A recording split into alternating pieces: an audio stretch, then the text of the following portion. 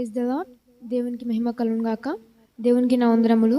మొట్టమొదటిగా నాకు శ్రమను అనుగ్రహించిన బాబు గారికి నా వందనములు. వాక్యంలోకి వెళ్ళే ముందు ఒక చిన్న ప్రార్థన చేసుకుందాం.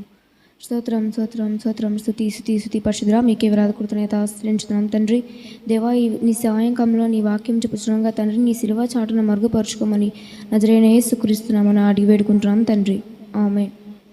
వాక్యంలో ఈరోజు మన అంశం క్రిస్మస్ అనగా ఏంటి, నేటి క్రిస్మస్ ఎలా జరుపుకుంటున్నాం అనేది ఈరోజు మనం తెలుసుకుందాం. లూకాసు వార్త 2వ అధ్యాయం 11వ వచనం చూసినట్లయితే, దావీదు పట్టణమునందు రక్షకుడు మీ కొరకు పుట్టి ఉన్నాడు, ఈయనే ప్రభువైన క్రీస్తు. దేవుడు పుట్టిన తర్వాత మొట్టమొదటిగా కొంతమంది దేవుని ఆరాధించారు. దూతలు, గొర్రెల కాపరులు, జ్ఞానులు కొన్ని బహుమతులు తెచ్చి దేవుణ్ణి ఆరాధించారు. ఏమిటనగా బంగారము, సాంబ్రాణి, బోలము. బంగారం అనగా రాజులకు సాదృశ్యము.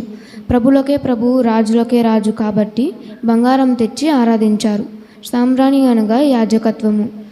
బోలం అనగా యేసు మరణానికి గుర్తు. క్రిస్మస్ అంటే ఏంటంటే క్రిస్మస్ని ఆరాధించడం. క్రిస్టమస్, అంటే క్రీస్తు, మాసే అంటే ఆరాధన. ఇది క్రిస్మస్లో క్రీస్తుని ఆరాధిస్తున్నాం, కానీ క్రైస్ట్ మిస్ అయిపోతుంది. క్రైస్ట్ అనగా క్రైస్తవులు మిస్ అయిపోతున్నారు. చాలామంది వ్యర్థంగా ఇళ్ళ దగ్గర చర్చిలకు రాకుండా ఉంటున్నారు, కాబట్టి క్రైస్ట్ మిస్ అయిపోతుంది. నేటి క్రిస్మస్ ఎలా ఉందంటే, ఇంటి క్రిస్మస్ ఇంటి శుభ్రం. అంటే క్రిస్మస్ వస్తుందనగా ఇల్లు మొత్తం శుభ్రంగా పెట్టుకుంటూ ఉంటాం. ఒంటి క్రిస్మస్ అనగా కొత్త కొత్త వస్త్రాలు ధరిస్తూ ఉంటాం. పంటి క్రిస్మస్ అనగా రుచికరమైన ఆహారాలు చేసుకొని తింటూ ఉంటాం.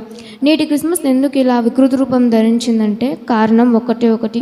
క్రీస్తు జన్మించి 2000 సంవత్సరాలు అయినప్పటికీ ఇంకా మన హృదయంలో జన్మించకపోవడానికి కారణం. ఎందుకు ఇంకా మన హృదయంలో జన్మించలేదు అంటే, మనం ఎన్నో పాపాలు, తప్పులు చేసి ఉంటాం. ఆ పాపాలు మనం దేవుని దగ్గరికి వచ్చి ఒప్పుకోవడం లేదు, కాబట్టి ఇంకా దేవుడు మన హృదయంలో జన్మించలేదు. కారణం, కొంతమంది క్రిస్మస్ చేయాలంటారు, కొంతమంది క్రిస్మస్ జరపకూడదు అంటారు. మనం క్రిస్మస్ సెలబ్రేట్ చేసుకున్నా చేసుకోకపోయినా ఒకటి మటుకు గుర్తుపెట్టుకోవాలి.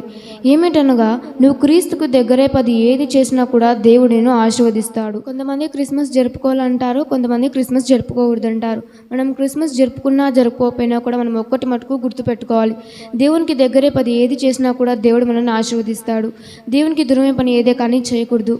కనీసం ఈసారైనా నువ్వు నిజమైన క్రిస్మస్ని సెలబ్రేట్ చేసుకుంటావా? క్రీస్తుకు దగ్గరే విధంగా చేసుకుంటున్నావా, చేసుకోలేదో మనలో మనము ప్రశ్నించుకోవాలి. ఒక మాటలో చెప్పాలంటే, క్రిస్మస్ చెట్టుకి, శాంటా క్లాస్కి ఇచ్చే ప్రాధాన్యత కూడా మనం క్రీస్తుకి ఇవ్వలేకపోతున్నాం. ఎందుకు ఇవ్వలేకపోతున్నాం అంటే, నేటి యువతలు చాలా బిజీగా అయిపోతున్నారు.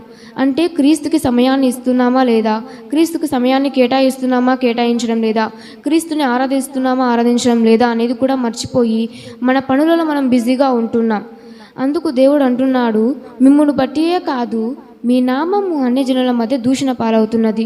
అవును, మన ఆరాధన అన్యజనుల మధ్య దూషణ పాలవుతున్నది.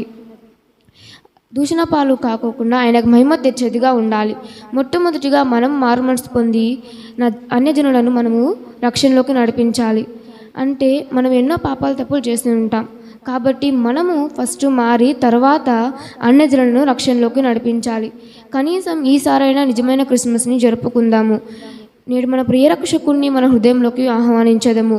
క్రిస్మస్ తెచ్చే శాంతి, సమాధానం, ఐక్యతను మనం అనుభవించదము. ఇటు రీతిగా మన జీవితాలను స్థిరపరచుకుందాము. అటు కృప, దేవుడు ధన్యత మనకు అందరికీ అనుగ్రహించును గాక. ఆమేన్.